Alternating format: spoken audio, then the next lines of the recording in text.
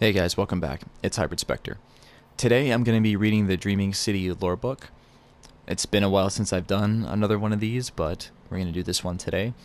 I'm going to do my best to read this lore book because the way this lore book is written in particular is that they use a lot of symbols, if you know what I mean, to inside the text, which makes it hard to read in English. If that makes sense. So, like, you'll know it when I actually get to it. So I'm not going to read the symbols. I'm just going to read the words there, and I'm going to try to ignore a lot of the symbols that are in this. There is one book in particular that I will not be reading, but I will provide an explanation for it because I kind of have an idea, because I've read through it enough that I have a basic understanding of what is happening. So I'm going to read this one. I'm going to do my absolute best to read this. I'm going to not read a lot of the symbols and just read what's English. So without further ado, the Dreaming City Throne. Eris Morn returned to the Vestian outpost. Because she spoke well, it was agreed that aid would be traded for intelligence and a long-term alliance. In this way, the Awoken were the first to know of the Great Navigator, his philosophies, his strategies, his weaknesses. And as the Coven contemplated the possibilities laid wide before this God King's far-flung sword, it was decreed that they would build a throne world beneath an energy well as blind as the ferryman Karan. Nessia drew the schematics. Portia worked out the calculations. They made their first test with a small rift generator on the eastern shore. Satisfied that their methods were sound, then they went into a grand cathedral to dig the well. There, Lysil and Sadia augured the first borehole with the help of Riven, who had taken the shape of a needle-nosed basilisk, while Kali and Shirochi constructed the gate itself, deep below in a hall they named the Confluence. Ilyn made tincture after tincture of queen's foil until her clothes stank and her hands were stained reddish black. Open-eyed, she walked between planes and sorted the threads of reality on a vast metaphysical loom, weaving some closer, some more distant. Mara and Riven shaped her third throne together, and the artistry of their work was a testament to the hungry joy they felt in that partnership.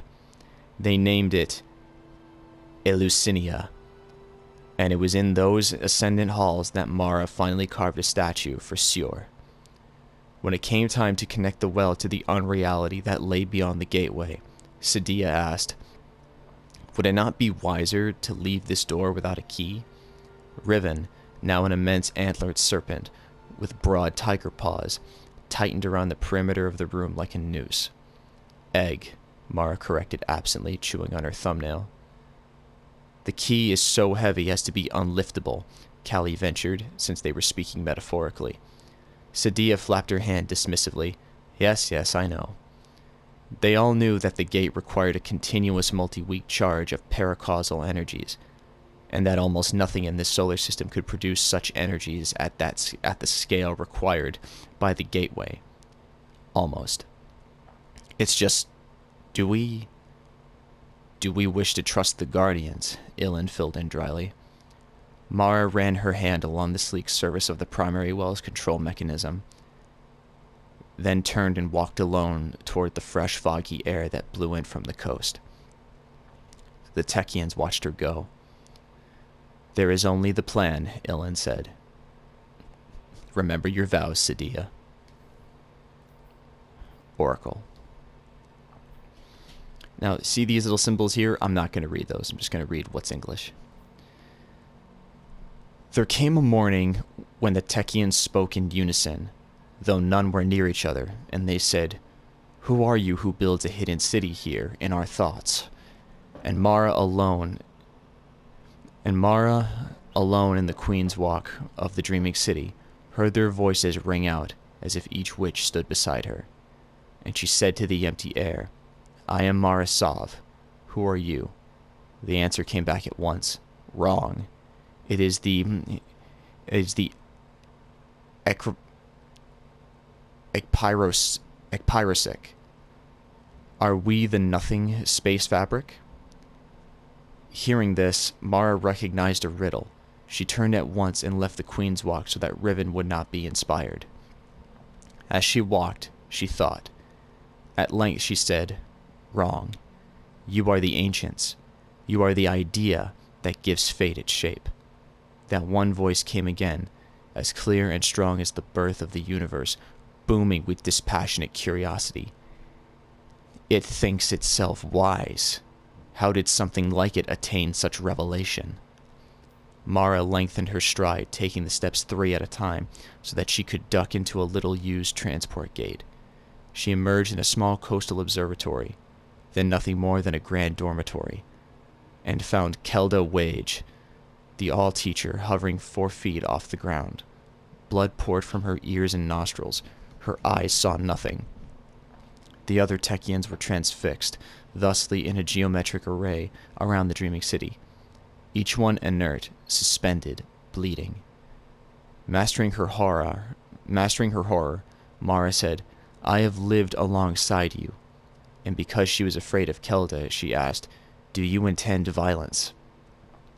At once the Techians collapsed to the ground like marionettes from severed strings, all but Kelda Wage, whose augmented blaze with coruscating light. She rose higher into the air and began to unravel, particle by particle. As she came undone, she said, "Now it insults us." Mara steered herself against the horrific sight of her old friend's ruin. She had been a fool to think that riddling was over. She said, "Of course. Violence, after all, is a matter of perspective. What I mean is, what would you ask me?" Beloved, wise Kelda Wage burst apart and then collapsed all at once into a singularity that burned and burned and burned, but destroyed nothing around it. From her unthroat came the voice again, which Mara felt in the atomic marrow of her bones, and it said, "What would it ask us?" For 15 days and 15 nights the singularity burned unshielded. On the 16th day, they began construction of the Oracle engine, which took the singularity of the All-Teacher as its seed heart. Misrax. The Vandal stoops as he exits the galliot. All of his arms are bound behind his back as he cannot shield his eyes from the bright sun. A breeze stirs his cloak. There is a cliff behind him, and lush gardens ahead. His jailer would not grant him the honor of a quick death, so she must intend to torture him. She thinks he will yield like the flesh lovers from the House of Judgment. She is wrong. Whatever indignities she can muster are nothing compared to what he deserves. With his chin held high, he imagines shucking off his armor and laying all 4 of his arms in his captain's hands. His captain is his mother, and she will not dock him with a scythe. She will twist and tear his arms from his body like she is shucking a fine, fat crab for dinner. And he will be glad of the slow, sick cracks and crunches of his bones. He will be glad of the shame. Let him go limbless for the rest of his wasted life. Let the ether thirst shrivel him up like a Yavirsi fig. "What do you think?" his jailer asked in a language he cannot understand. She steps up beside him and clasps a hand on his shoulder. He flinches. She is nearly as tall as he is, and for a creature with no claws, her grip is strong and sure. Together they contemplate the gardens. "It's all a bit much for my taste," she admits as he sneaks a furtive look at her. Her bow is unstrung. There is only 1 arrow in her quiver. She is stupid. He whirls, trips her, and sprints off for the cliff. She swears, recovers, and lunges at him. As he pitches himself off the edge, he thinks of his mother's shame and prays that she forgets him. Better that she never had a son than a weakling so easily captured by the enemy. It is his bad luck that she catches his foot with one hand. His helmet slams into the rocky cliffside. A piece of his rebreather cracks off and disappears into the mist far below. He flails, but he cannot drag her down with him. Somehow she hauls him in like a fish. As soon as she has him on solid ground, she binds his ankles with the string of her bow. "All right," she says, catching her breath. "All right," she chuckles, pats his shoulder fondly, then pulls him upright like a sack of saxes. Sakiks. Sorry for this pronunciation. She takes a step back, brushing off her hands against the seat of her trousers. He glowers, and Surlius Saxis sack the side of the great machine, hating her horrible squared-off teeth and her blunt, stubby fingers. "Let's try this again, shall we?" Drawing two fractal knives from sheaths on her thighs, she makes a perfect Irilis bow before him. Thunderstruck, he sits up straight, stares. "Not good?" she asked, and tries again. Furious confusion takes him. This is some kind of trick. Blasphemous mockery. "Ir Sovex," he rumbles. She shakes her head, Nama, sheathing one of her knives. She holds out a free hand with her fingers spread in supplication. He draws his chin towards his throat with this fresh betrayal, narrowing his secondary eyes. It speaks. Slowly, without breaking eye contact, she lays her other knife on the ground between them, the blade pointed towards her boots. He watches her every movement. How many secrets have the flesh lovers betrayed? And that this creature can make peace like a cringing Drek before his Kel. She taps two fingers against her circus. "Sure," she says slowly, and then she points at him. Honor-bound, even as he simmers in scandal, he replies, "Misrax, Vilask, Siurix." "Mithrax," she repeats, then grins. Vilask, Mithrax, and welcome. Let's have a look about, shall we?" They were speaking Elixni, and that's the language of the fallen. Azrium. And when the second solstice began in earnest, many Awoken and Ahamkara alike came to the Dreaming City to celebrate the delirious pleasure of being alive. Those who came around in the gardens of Asilla and Azrium was the very last. Seeing him land, Asilla said to him, "Ah, you are bold. Do you truly think you've earned the right to revel in this place?" And Azrium answering said, "Please, wise lady, I've gone round the worlds and through the stars themselves. I have come only to congratulate your people. If you lend me your ear, I can prove I will not waste the mercy you might grant me." And Asilla said to him, "We've often lent our ears to your indiscretions. I know what happens to that which is lent to you. I need no assurance." And Azrium answering said, "My indiscretions? Wise lady, I do admit, I may have whispered truths you gave me to deceive those who would deceive me. But have I ever struck out with hungry fang against your people? Have I set fire to your trust? I have seen the error of my ways. Let me prove to you, oh, how I have changed." And Asilla said she could see a flickering in Azrium's reflection.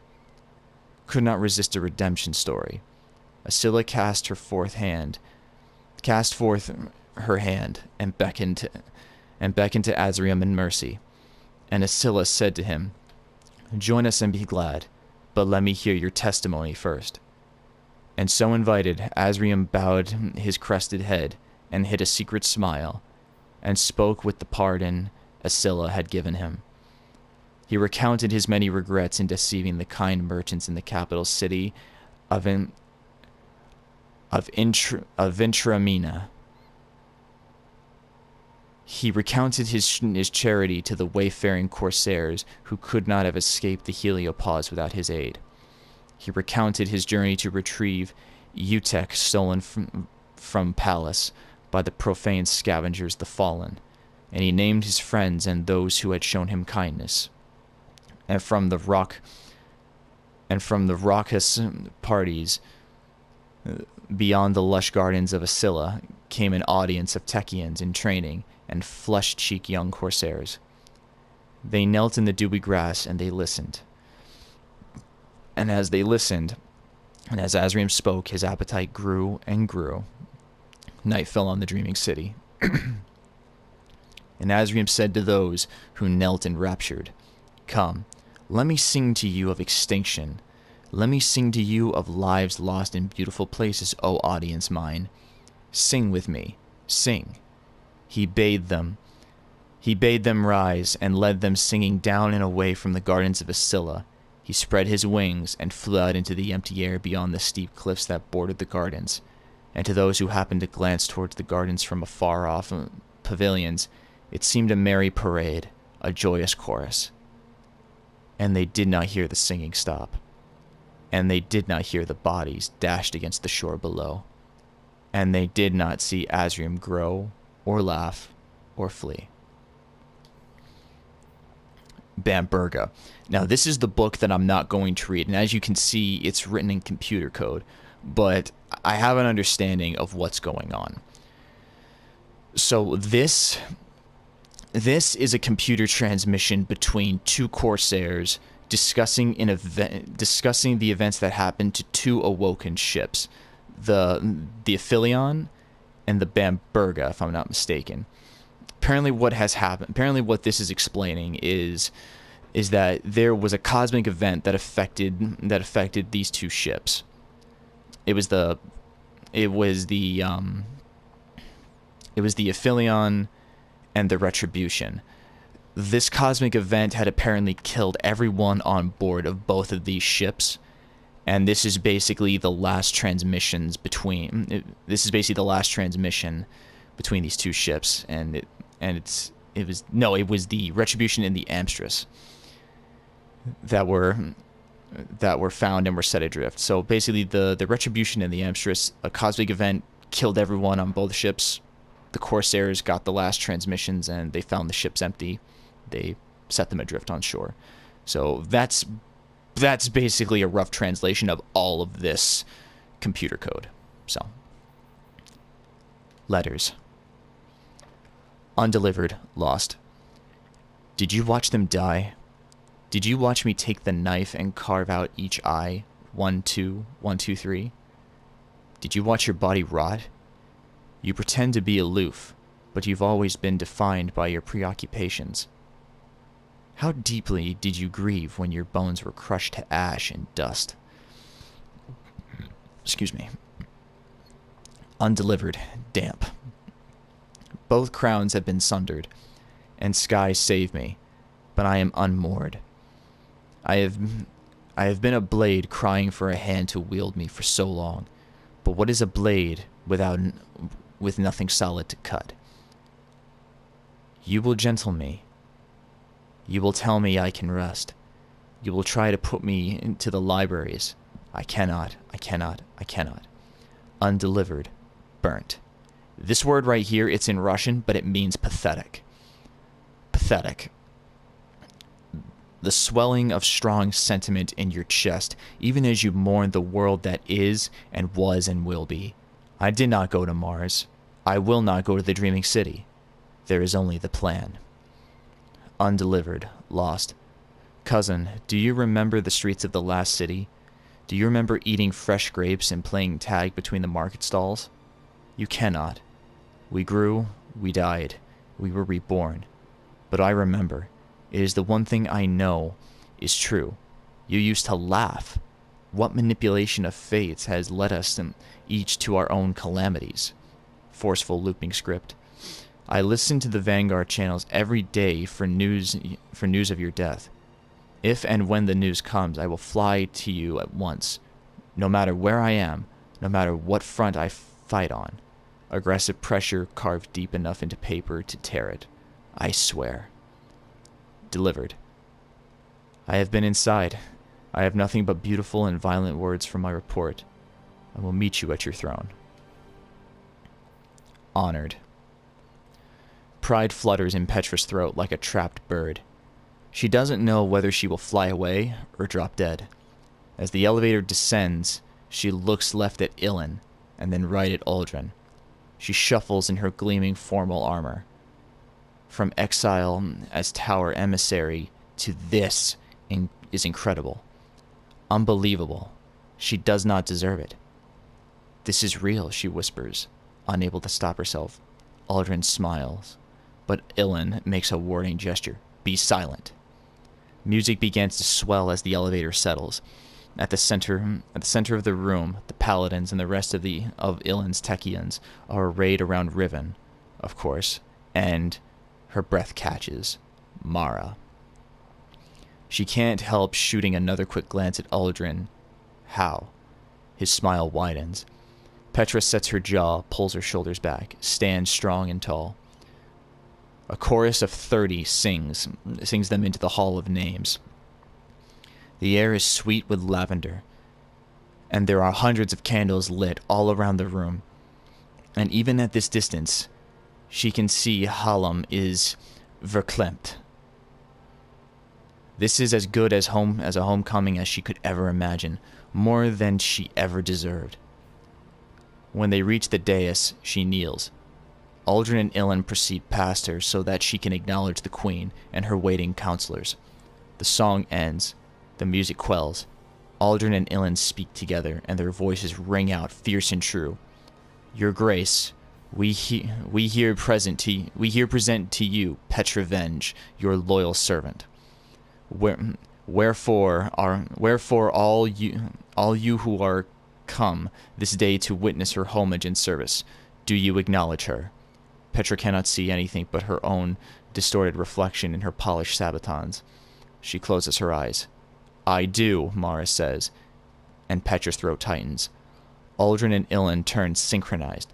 Petra Venj, are you willing to take the oath? I am willing, Petra manages, struggling to steady her voice. Will you solemnly promise and swear to protect our people, our holdings, our territories, and our immaterial interests? I solemnly promise to do so. Will you, to your power, cause law and justice in mercy to be executed in all your judgments? I will. Will you, to the utmost of your power, uphold your hospital duties in defense of your queen's life? Will you execute and preserve inviolably the orders of your queen? And will you preserve unto your dying breath the secrets committed to your charge? All this I promise to do. Then rise, Mara says, and declare yourself. Petra lifts her head to find Mara's eyes. Let it be declared that the oath which I have here before promised, I, Petra Venj, will perform and keep. Mara smiles and steps forward with a fresh forged knife. Then receive this blade, brought now from the forges of Intraminia. With this blade, do justice, stop the growth of iniquity, restore the things that are gone to decay, maintain the things that are restored, punish and reform the things that are amiss, and conform the things that are in proper order. And that doing these things you may embody my will and become my wrath. May the hunt be good. May the hunt be good, echoes the assembly. Petra does not see the cynical glance that passes between Leona and Pavel, who have both served the queen faithfully for decades. She does not see the way Riven tastes the air. She sees Mara, and Mara alone. Riven. Mara sits cross-legged in the canopy shade of Riven's wing. She wets the pad of her thumb with the tip of her tongue. Then she uses the moisture to hold a bundle of fresh-picked asphodelia in place. She ties off the stems with a length of silk-spun gold thread. Then she begins the mindless busy work of braiding in all the expected accoutrements: a serrated fang, a shotgun shell, a cloudy amethyst crystal. Riven turns to watch. On this day, her head is the size of a fallen pike. She is vibrant blue with a yellow and red crest, and her pupils are crescent within her lidless eyes. After time, she says, "Mada is dead, but you make him no bouquet?" Mara looks up, struck by the novelty of the moment. She studies Riven and swallows the first words that come to her tongue, which are, "Mada's bones are whispering at this very moment on Venus." Instead, she asks, "You mourn him?" That crescent pupil contracts as thin as the sickle's edge. No. Having found the true answer, Mara resumes her work. A while passes in silence until she says, "Ahamkara have no traditions." No. No sentiment? No. Mara bites off a piece of thread. "Why did you allow my brother to spirit you away? You know this truth, wise queen. He is so full of succulence. And why do you roost here when there is a rich hunting beyond my reef? Truly I say to you," here Mara hides a small smile, "the Awoken have entrusted what will be to you their queen. And thus they are all dry as stone to me, pleasantly so, for wetness is sweet feed, but dry stone is a friendly basking place. You are as hot and flat as the plateaus of Mercury, and your heat stirs my blood to move." Mara nods and says nothing more, though she thinks a while on the three-parted curse used by Ahamkara to mark their prey, the shackle between appellated and appalling. And she finishes her memorial bouquet. She unfolds herself and rises to stretch. Riven does the same, and as she relaxes, she spreads and shuffles and shakes her pinions until they all lie straight. The land around them is shapeless rock, that they become an aubade to those left behind. Mara will honor her enemies and friends alike in stone. She will build grand cathedrals veneering in amethyst and agate. Riven butts her rounded snout under Mara's hand and waits. "Let us find Kelda," Mara says. Re-extinction. This one is another one where it's hard to read, but I'm going to read it the best I can. "She has ruined everything. Such blind arrogance. We are lost. Hurry. We will recruit them all if we do not act now. Excuse me. What can we do? Done cannot be undone. Everything is lost. Kill them where they creep and crawl. Let their bones whisper not. The children, they are not our children. We have no time for sentiment. It is this or we lay ourselves bare before the veil. No, no. We must before he takes them all. Imagine his power. Reach together now. No, no, no. That our touch be lethal. Riven. Will it so? The dreamer is lost. Cull the rest. That our judgment will be true. We will it so. Savin, who is Keomu. Now is the time Aldrin, Queen's brother, returned to the reef with a new creature. He had killed it twice in ambush, he said, to be certain it could not die.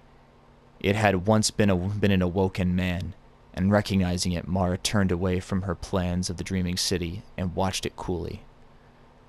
"It is a guardian," she said. "Once it was Keomu." He had left the reef alone, knowing that he could never return or see his family again, to repair a failing climate controller in what had once been Earth's Gobi breadbasket. He had said he could not bear to watch the world wither. "Bow before the Queen," Aldrin said, giving him a shove. The awoken man looked at him, then back at Mara. "Your Majesty," he said, bowing, "my name is Savin." "You do not remember your wives?" He did not. "You do not remember your child, who is now 110? He did not. You do not remember your passion, which was the installation of minutely sensitive detectors from all but the most specific and subtle radiations. He did not, except that he said he could touch magnetic fields and loved to tweak the minuscule weave of the circuits in his robe. He had a zoogoer's enthusiasm for particle physics. To what do you owe your loyalty? Your Majesty, Savin, who was once Keomu, said, my ghost told me that I am a guardian of the traveler, reborn in its light. I was not a day old when your brother waylaid me. And he caused him to appear from his body a machine-like sphere cradled in a broken cube, which bobbed impertinently and blinked at the queen. You'll make an enemy of the city and every guardian in it if you keep us against our will, the machine warned them. But we would gladly be your allies, if you desire it. The city has no idea of your existence, except faint myths among the awoken on Earth. Does it speak for you? The queen challenged Savin, who was Keomu.